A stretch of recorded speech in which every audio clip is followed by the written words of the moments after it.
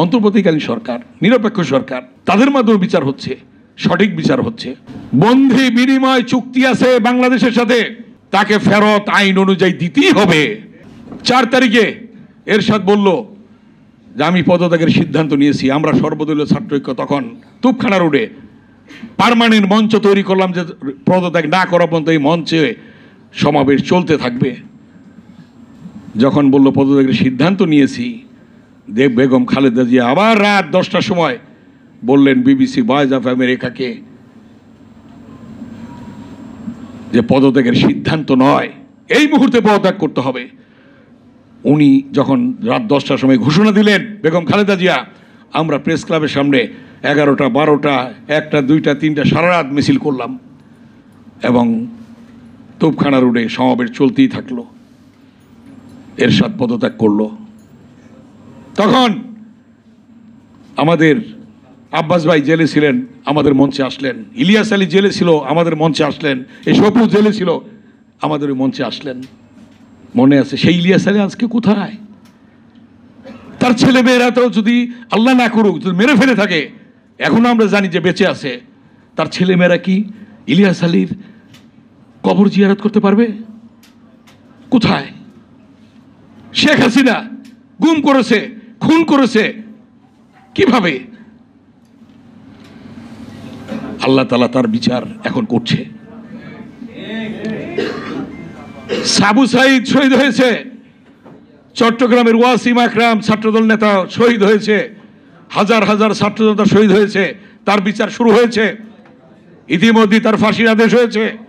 57 জন সেনা কর্মকর্তার হত্যার বিচার হবে এবং এর পরবর্তীতে আরো যাদেরকে গুম করেছে তার বিচার হবে।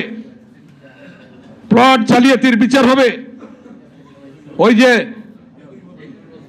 এগুলো হয়ে গেছে আজকে, যেটা আমাদের রিজভী আহমেদ সাহেব বললেন যে এখন তো অন্তর্বর্তীকালীন সরকার, এই বিচারের প্রতি তো কেউ, তারা যেভাবে আমাদেরকে শাস্তি দিয়েছে এভাবে তো কেউ এখন শাস্তি দেওয়ার পক্ষে না। অন্তর্বর্তীকালীন সরকার, নিরপেক্ষ সরকার, তাদের মাধ্যমে বিচার হচ্ছে, সঠিক বিচার হচ্ছে। যে ফ্যাসিস্ট বলছিল একদিন আগেও যে আওয়ামী লীগ পালায় না, আল্লাহ তাআলা কি করলো? পরের দিন পালিয়ে গেল। আল্লাহ তাআলার বিচার।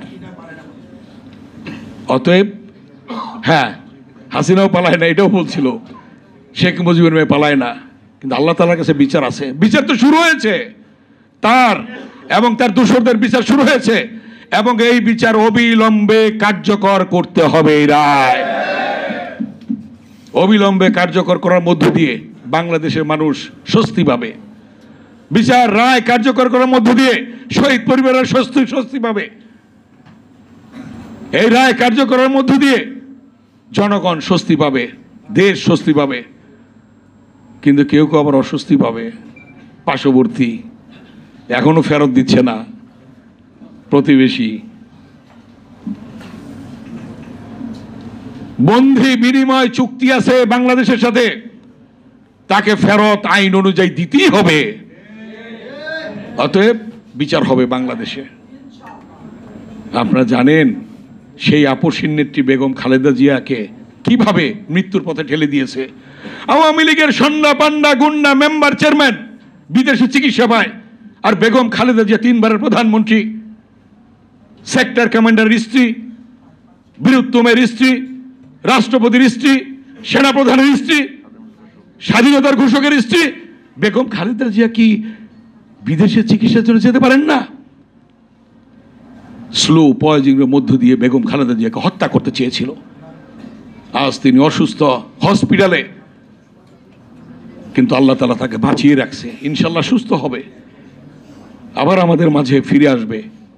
অতএব আল্লাহর বিচার আছে, আল্লাহর বিচার হচ্ছে।